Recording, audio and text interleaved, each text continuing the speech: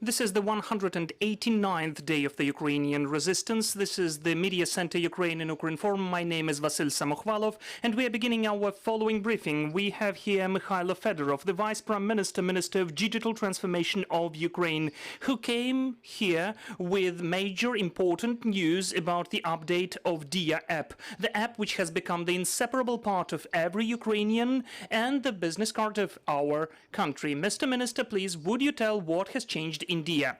Yes, hello. I would like to begin with our aim of the Ministry of Digital Transformation is to transform 100% of state and public services into online. In spite of the full-scale invasion, we are complying with this aim, digitalizing all the services. During these times, we have launched, since the 24th of February, we have launched lots of new services in Diia app. So we have a separate war in the cyber front line, but simultaneously launching new services, financial services, the opportunity to get, for instance, the funds for the people who are now on the territory with combats. We launched the services which are connected with the damaged properties, and Diia TV and Diia Radio, and also we are going on launching every several weeks. We're launching new services. Recently, we have launched a separate project, Robota, to get a job, get an opportunity to get a grant through the portal of Diia. We launched the services connected with the registration of the moving of adversaries' equipment and armament where the enemy is. So now we have some of the users, which are 18 million users. If we compare it with February this year, we had 14 million of users. So gradually, we have the increase of number of people in Ukraine who begin using the services in the Diia app, which witnesses that the trend for digitalization is going on. The people are more and more actively using digital documents and papers. One of the important services which we launched during the first days of the war is the e-document services. For the people who don't have foreign passport or biometrical passport, in Diia app they could form, and they can still, form a special document which is used at the checkpoints or to get some of the services. The structure which we created allows us to respond quickly onto the issues which emerge and launch the services for people to get those services. So, I'd like to remind all of you that Diia does not save your personal data, and since the beginning of the creation of the ministry, we created this architecture to be able to stand through any life situations. So whatever concerns the activity of the registers and storage of data in these registers, all of that today is rather safe and secure, and we are going on investing into cybersecurity for all of you to use e-services. Now we are presenting one of the biggest and major updates during the last half of the year, and this news is connected with the services which we were planning to launch this year. This year we will gather again and present even newer updates, but today we would like to present new documents and new services. So if you may, a short video please for that. New services in Diia. Documents in Latin, pension certificate. Where is the sound? Could we please reboot it? So update the app. So the pension certificate, which is given automatically by age. Pension special groups, which are given manually, as well as the COVID certificate has been. The certificate for the residence, you could just read it with your camera, or just put it onto the NFC chip of your phone and prove your identity through photo ID. So the certificate is working.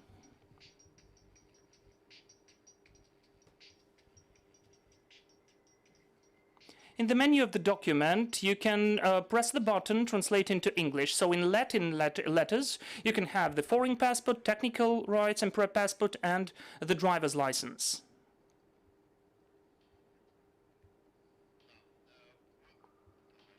Oh, more.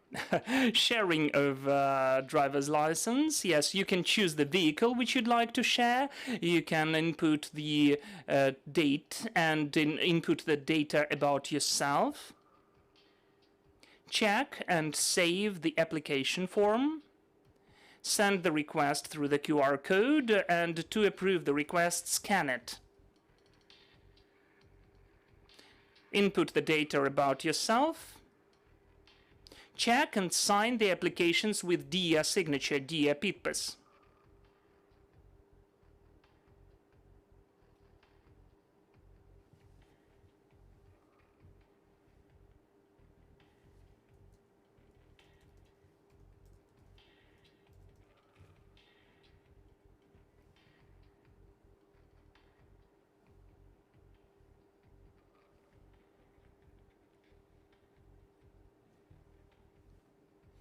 So the driver's license will be shown in Diia app. Okay, that's it for sure. Okay. So now we will speak in more details about each of the services, and we will show some of the services separately. But you could see in this review that we will present more than one project, which we have successfully finalized before meeting with you. So today, we have the new digital documents, which is the pension certificate and the certificate for temporary and permanent residence. It's not Diia Summit, so that's why we have some of the issues. So for several months, we had the testing phase. Speaking about the pension certificate, we had several months of beta testing. This is one of the new projects for us, because before each of the projects, we verify the data to increase the conversion. That is the percentage of the reflection of documents. You can see that lots of registers have been created before 2014 and 15, and they, I would say, were either in the paperback format, or they were decentralized. But after the creation of unified centralized registers, the data were migrating in not that high quality mode. So when we were launching driver's licenses, only 15% were shown. After that, we made in order the verification process. So now we have 98% of driver's licenses, and it's working successfully. Now we are in the long beta testing period. As of today, the pension certificate will be shown for the people by age, that is the people who achieved the pension age, for women 55 years and older, for men 60 years and older, and it will be uploaded totally automatically, as other documents are doing. While you are authorizing and logging in, they will be uploading into Diia app. And also we created a special, so-called special documents, pension documents. For instance, the people who used to get, for instance, the level of disability or the status of the pensioner with disability, here you will need to create a request for this document in a separate menu in Diia, where, thanks to that, you can get the document about the birth certificate, and in the same way you can put a request for this document and get it.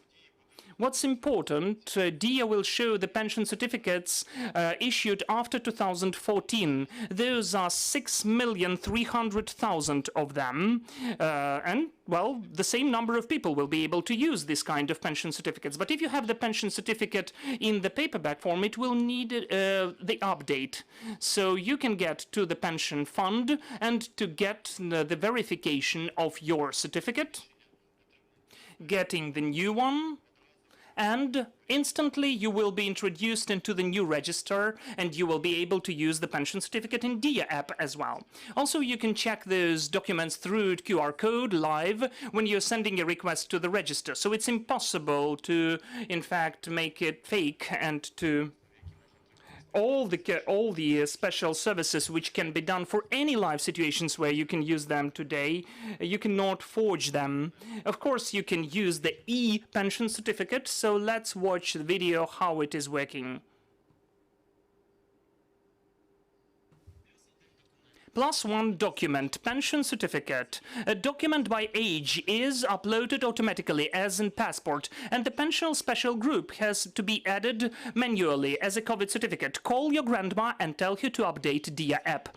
In Diia we have plus one document. The next document is the certificate, two documents I would say, the certificate for permanent or temporary residence. This certificate is the main document for foreigners in Ukraine, and with its help, all of the foreigners who are living in Ukraine are getting different state or public services. They can open accounts in the banks. This is the key document which they are using. So today in Ukraine, we issued more than 200,000 certificates for residence. For temporary residence is more than 130,000, and the certificate for permanent residence is more than 70,000 documents. So now we have digitalized this service and it is accessible in the app. If after 2018 you could have this certificate, it was issued to you, and if you have the tax number. But mostly this is a typical situation with the tax number, because it's impossible to open an account in the bank without the tax number, or any other public service is not available without the tax number. So all the foreigners who live in Ukraine don't need to have the plastic documents. In any live situation, they can use the document in Diia app. It will always be in your pocket, so you can use it. And the most important thing is that the foreigners with the certificates for residence will have the opportunity to generate Diia signature in the Diia app, which opens for them different opportunities to touch online services in Ukraine. I think that it's a very important service, because both for the foreigners who are living in Ukraine and working for Ukrainian economy, we are showing what the digital state is, and on the other hand, we are simplifying their lives. So let's watch the video. In Diia, you can also have the new service for foreigners, the certificate for temporary or permanent residence. You need to add it into the app manually. For that, you just scan it with the camera, which you got after 2018, with your smartphone, with NFC chip, and you can approve your identity through the ID. So this certificate is already in Diia. You're in Ukraine, have a nice residence here. You could see that we were using the technology where you can scan it from the NFC chip. So we're also using this technology to log in into Diia using your ID card or foreign passport for those who do not have the bank ID, or they do not have, well, some of the banks with which we have direct integration. That's an additional authorization tool. We are actively developing this technology and actively using it to generate the certificate for permanent or temporary residence.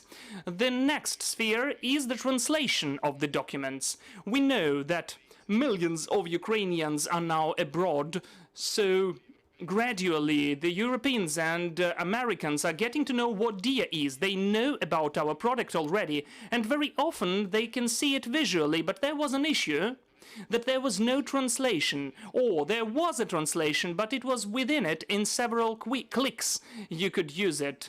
You had to push several buttons and to tap it to open translation. Now, we have launched the function, the document in English. We're speaking about the foreign passport, we're speaking about the driver's license, and about the technical passport for the vehicle. What's important, the license and the technical passport got the international coding, which is used in the countries of the EU, in the US, in Canada, and this is one more additional step for the integration of Diia app in other countries of the world. So now the Ukrainians who are abroad will be able to translate the document into English with one click and show it in different life situations. Just recently, several days ago, we had a meeting with my Polish colleague who is dealing with digitalization in Poland, and we are launching a unique for European Union service is when the transborder, cross-border integration between the apps and state information systems of different countries is ongoing, when Ukrainians can share their documents into the Polish app, the so-called Polish Diia, their driver's license and the technical ID of the vehicle. They can do that online to use the for the Ukrainians to use it in Mobyvatel, that is the Polish app, and to use our documents in the Polish app in any live situation. This is the first example, and of course we will present it later. We will launch it soon. We have some issues with the regulations in Poland, but so far we will show to the European Commission and the EU the first case when the countries can share different documents. We know how to share documents using QR code. Now we did it with Poland, and it's so important for the development of our digital brand. Could you show the video, please? The documents are Diia are now in Latin letters. Update the app and also push the button translate into English. In Latin language you can have the driving license and also the vehicle registration passport. You can use Diia in Ukraine and abroad. And the next service, we have rebooted it and improved it. We launched it before, but during the invasion we had to suspend it because of the security reasons. So now we have restored it, improved it, and now it's automatic. This is the service on the sharing of your technical passport or registration certificate of the vehicle. Using the QR code or the link, you can send your registration certificate of the vehicle to a different Diia app. So now the husband can share his code to his wife and vice versa. A friend can give it to a friend, whoever you have. So you can share it in several clicks. All of that is done in several minutes using the QR code. You will see now how it is working. And also we could see that there are lots of live situations when, for instance, the families were separated during the war. The mothers with children had to leave and did not take their documents. Now you can share your documents remotely. You can make it online using the technology of Diia, sharing of the vehicle. What's important, the user will officially bear responsibility for the vehicle when he or she is driving. So we're just copying the registration certificate of the vehicle, giving the responsibility to a different person for him or she or her to drive your vehicle. There will be the fines, which will be, for instance, coming to the person who really was driving. All the actions for which the person is responsible while driving after getting the status of the driver will get the consequences. And also we are restoring fines in Diia app. When the police is creating the fine, it will emerge in Diia. So we created all the necessary technical details and we are waiting for the Ministry of Interior, which will launch photo registration. And I know that lots of people are waiting for this opportunity because it's rather convenient and there is an opportunity to pay the fine quickly if unfortunately you violated the traffic rules. Let's watch the video.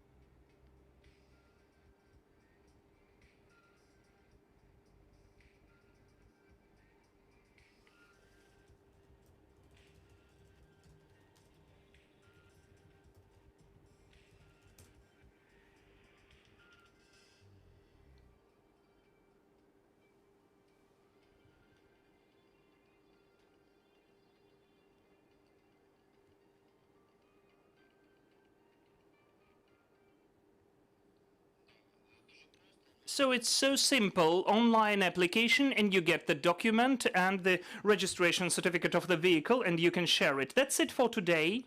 We're going on working on the launch of the new services. During the next weeks, we will update Diia again. We are working on the key service for us soon. The release will be of the military bonds, so you will be able to support the armed forces and to buy the bond. This is is a kind of deposits, and you can then get your funds with a certain interest, but during these times you will help the armed forces. We are working on this service, and soon we will launch it. It will be as a war bond in the new app of Diia, in the update. And also the Committee of the Parliament is considering now the departure of the child abroad. We would like to give an opportunity for one of the parents to take the child abroad without the notary, to create a permit for another member of the family, for the opportunity for the father or mother to allow to bring their family abroad. Now it costs approximately 600, 1,000, sometimes even 3,000 hryvnia in Kyiv. You need a notary, you need to waste your time, but now this service will be online if the parliament votes for it. But we have 90% of readiness to launch this service. 90%. And also we are working on accessible mortgage. We are planning to launch it on the 1st of October. This is the change of the philosophy in mortgage. So you will not have to get through the banks, collect the documents and call the people to approve anything. Just in several clicks you're sending it to the banking institution and you're getting a response, which sum of money you can get for mortgage, and to use it with this document to get the apartment from the developer and to pay your mortgage. This is also a revolutionary, transformational service, which in fact is changing the philosophy of the interaction of the state, a person and business. We are working, and in September we will have testing of this function. So till the end of the year we are planning to launch lots of new services. These are the plans for the next month. We will try to surprise you in a pleasant way, so thank you that you are here today, and I'm ready to answer the questions. Thank you. And as far as I understand, the main idea is you should update Diia. Yes, if it's not updating automatically, you should update it manually. Okay, 3 or 4 questions. Now, because we are out of time, could you raise your hand? Hello, Ukrinform, Olena Litvinenko. Could you please tell, you said that the certificate for the pensioners, first of all, will be accessible only those which were issued after 2014 and by age. Do you plan to expand this service? So the pension certificates for those which were issued because of different reasons foreseen by the law. And is it possible for the pensioners who became pensioners before 2014, is it possible for them to join this function in Diia app? Thank you for your question. This is the fundamentally important question for the development of the digital state. Why in state we do not show the passports which are paperback? This is the issue of security. Because if you have the plastic document, we are speaking about the high quality register where the information is definitely verified and you cannot forge it. For instance, in Diia we are showing the passports, just the plastic or foreign passports or both. The same concerns the pension certificates. If the person is updating it, whenever he or she got it, if you got it before 2014 and update it, it will definitely be shown in Diia app. In this way, if you want it to be shown, you will need to update it and to verify your identity. We will not have any additional measures to update the documents from the paperback registers. As for the security, it is so important, you know, not to have any extra payments, for instance, for these services not to be manipulated, because verification of social payments is a very important and sensitive issue. Any other questions? Hello, Mr. Minister. Pavlo Kurylchuk, UNN. Since the 19th of August, you are also the competent person in lotteries and gambling games. I don't know whether I should congratulate you with that. Well, competent is maybe the word. Well, it is in your field of competence, right? I would say digitalization only, because I am the Vice Prime Minister on digitalization. Okay, so because of that, I have the question about the Russian company 1xBet. The people are interested in that, whether you are following this issue, and when will you cancel the license of these bookmakers? Yes, I can see that there are some of the questions and discussions in the media and in the social media about those bookmakers and betting providers. The Commission is forming the policy in this sphere. Why this decree appeared, because there is the request from the government for our team to fully digitalize the process to get license, for you not to ask such questions in the future. I don't know what will happen with this process, but I think that I also have some of the questions about this commission, whether we need it at all, because everything can be done without state officials online, because it's a sensitive sphere. You need to automate it as much as possible, not to have a single issue. So now we are conducting the audit of all of the processes, and we will offer a strategy how you can create the digital product with the available commission. Next question, please. Hello, Valentin Manik, Visti UA. Could you please tell your colleague, your deputy, Alexander Barnikov, has promised the changes for the procedure of the mobilization of IT experts. Are there any changes about that? And last week, you also announced the service e-business trip. It should emerge since the 1st of September, that is tomorrow, according to your words. But the decree of Cabinet of Ministers does not exist in open access. Do you know what you are now discussing about? And according to our services, you are now discussing the change of the sum of the pledge sum of money. So can you at least approve when the new function appears? Okay, let me begin with the second question. We did not announce that there was the decree of the Cabinet of Ministers. It is not signed. If it is signed, then the service will be implemented quickly, because we have some reintegration with the registers and we'll be able to do it. But as of now, there is a discussion in the government about this decree. They are still updating it, and then it will be published. If it is published, we'll get the task of the government and we'll do it. If it is not published, we will not launch it. So we just need to wait for the outcome. Until the decree is not signed by the Prime Minister, it is not working. It is not acting. So I cannot tell you when and whether it is signed. We have some of the internal discussions among the ministers who are forming the policy in this sphere. As for the IT experts, we would like to create equal conditions for all of the branches, including the IT. As for the reserving, for you to have the online comprehensible procedure without the participants of people, without having any manipulations. It's a very sensitive issue, because our armed forces are protecting our freedom, and we do not need for the process of the reserving of the people who are working for the economy or solving any other important issues. It should be transparent and just. So the issue is being solved, and we are offering lots of models how it can be implemented. There is no final decision, there is no decree.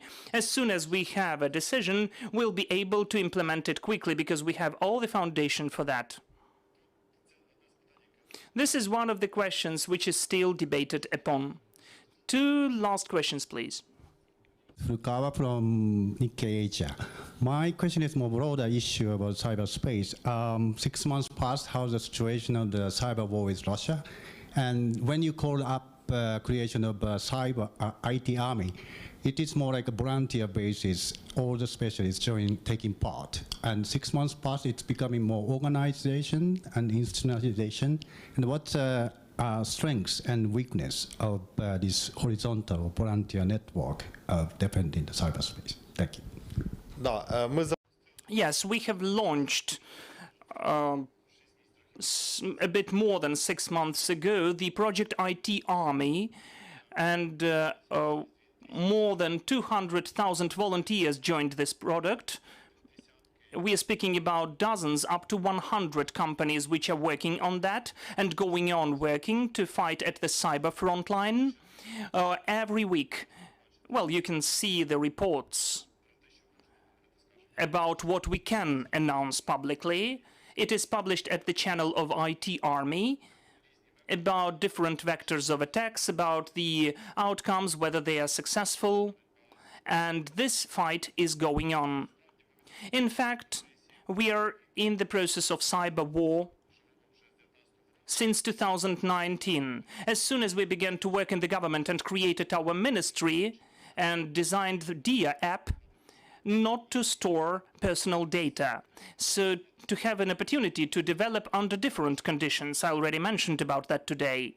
That is why when we began to respond, just before that, we had to protect and ourselves before the 24th of February. But when the tanks came to our country, we had to fight back at the front line, at the cyber front line. So the majority of sensitive infrastructure in Russian Federation has been broken, and they are spending lots of efforts to restore it or to neutralize the attacks of the Ukrainian IT army. IT army is going on with its work. It is accomplishing different missions, which sometimes we can announce about, sometimes we cannot. And you will get to know about them from the news. But the project is going on with its development. The IT army is going on with its way of development. But besides that, we also have the project the Army of Drones. This is the separate project which we can speak about, but in fact we are creating the ecosystem for the development of the Army of Drones in our country to save lives and to inflict maximum damage for our enemy using drones and UAVs. The last question, please. Thank you. Olena Kirilova, Novena Live. Could you please tell about the IT generation? As far as we know, the application term is over. How many applications were submitted, and when these people will begin the training, and which mechanism is created for the people not to leave abroad and not to pay taxes abroad, but to stay in Ukraine and to spend their salary in Ukraine to save Ukraine, in fact? Yes, IT generation is the project which task is to train as many Ukrainians for free as possible for IT professionals. That's for the switches, the people who never used to work or study in the IT professions, for them to get into IT. We had the specialties which are demanded, and on the other hand, to be able to rapidly to be introduced into this sphere. There were 50,000 of applications. For 22 schools, there were more than 200,000 applications, and instead of 1,000 of places which our partners were ready to pay for, the IT school had some bonus places. There will be almost 2,000 places. Out of 50,000, 2,000 people will have the free training. This is the first stage of the project. The next stage will be the involvement of the partners to have 2,000 more, and maybe even more after the first bonus stage, to involve more people and to provide them with free training of IT. And then we will scale it up to 10,000 and more. We are not using state money for that, so we do hope for the support from the partners, and the project is developing successfully. As for the outcome of the project and for Ukrainians to stay in Ukraine after the training, as of today, 22 schools selected as IT clusters. We as the state, we say we do not train IT.